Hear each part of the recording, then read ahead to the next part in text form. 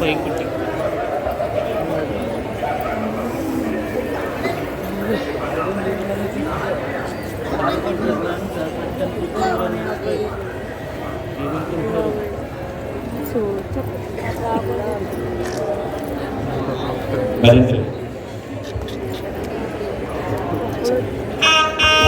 వాస్తవ్యులు ఇక్కడ ప్రతి సంవత్సరం కూడా అన్నదానం నిర్వహించేటువంటి వారు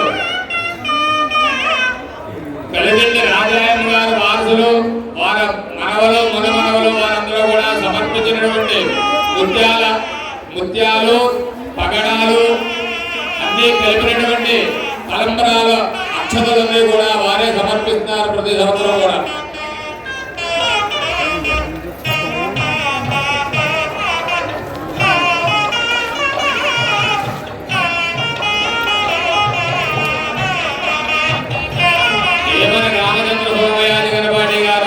వ్యాఖ్యాత ఆయన సహస్తాలతో కొద్దిగా ముత్యాలు కూడా సమర్పించారు.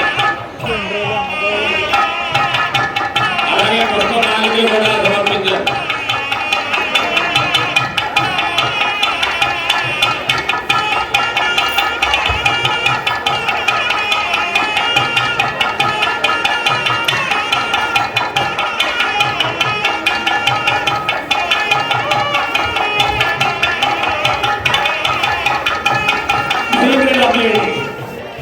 స్వామి అమ్మవారికి ఆనందకరమైనటువంటి ఘట్టం, మనందరికీ కూడా అంబరాలు కంటేటువంటి ఘట్టం, అమ్మవారికి అయ్యవారికి మంగళకరమైనటువంటి ఘట్టం, మంగళ సూత్రధారణ.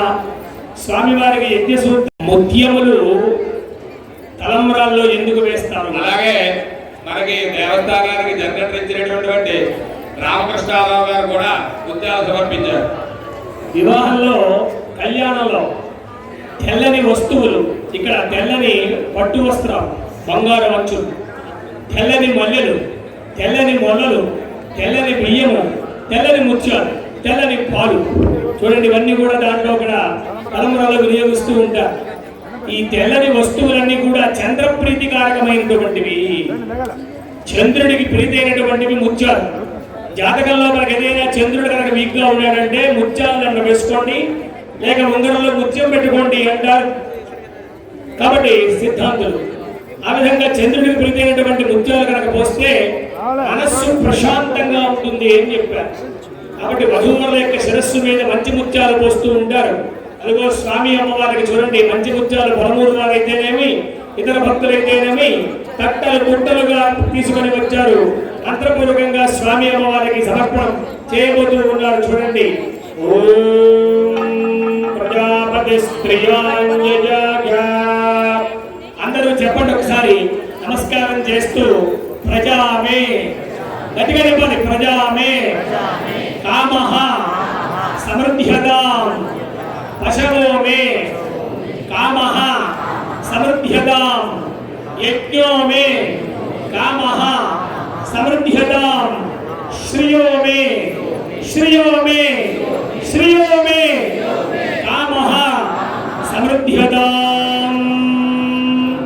శిరస్సు మధ్య నమస్కారం చేసుకోండి. స్వామి అమ్మవారు తలంబరాలు పోసుకుంటారు. ఈ 4 మంత్రాలు చెప్పి పోస్తారు. మనందరి చేతాలు కూడా చెప్పిస్తే ఇటువంటి ఫలములన్నీ మాకు కూడా అనుగ్రహించు స్వామి అని చెప్పుకున్నాం మనం.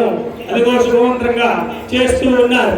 చాణక్యాగ కమలామలాంజలి పుటేయాః పద్మరాగాజితాః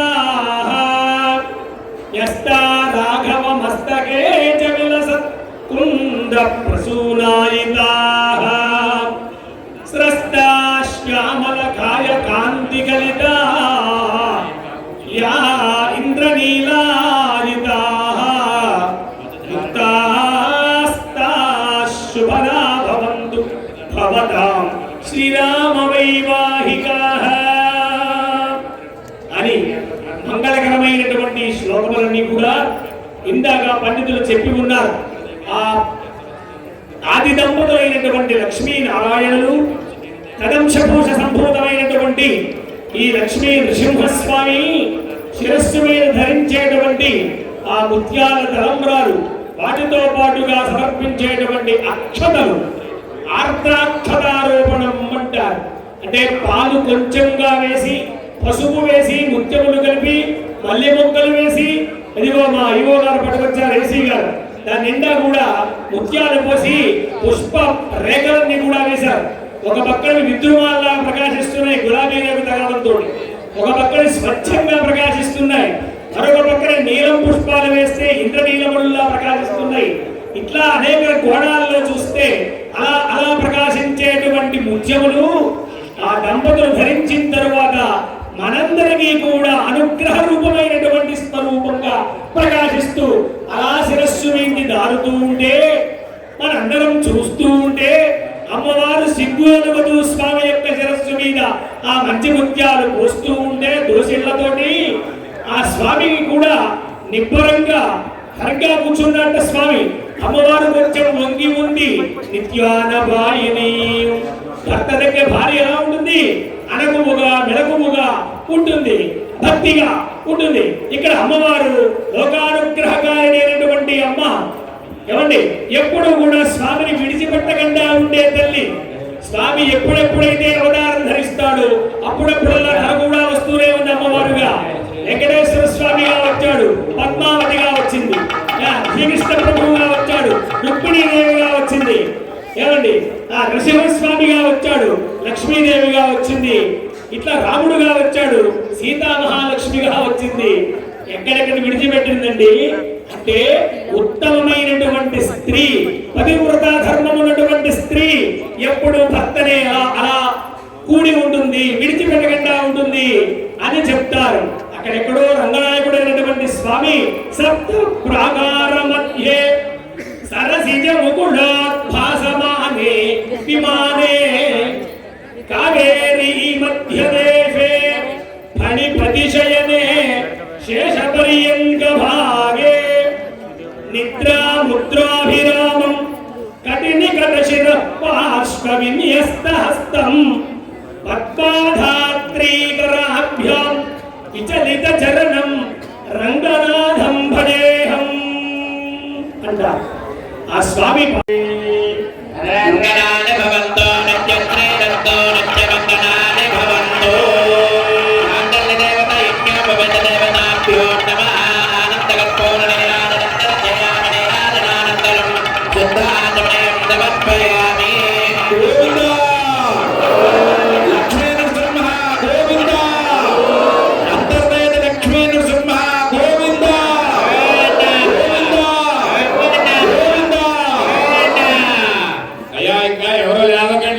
కూర్చున్న వాళ్ళందరికీ కూడా సూత్రధారణ కనపడదు. అందరూ కూడా కూర్చోండి, ఇంకా తలంబరాలు కూడా ఉన్నాయి. కూర్చోవాలందరూ, ఎవరు కూర్చోవద్దు, కూర్చోండి అందరూ. బాబు పక్కన అందరూ కూర్చున్నారు, కూర్చోండి. సూత్రధారణ చేస్తున్నారు చూడండి, మనందరికీ చూపిస్తూ ఉన్నారు. కూర్చోవాలి. గోవిందా గోవిందా గోవిందా.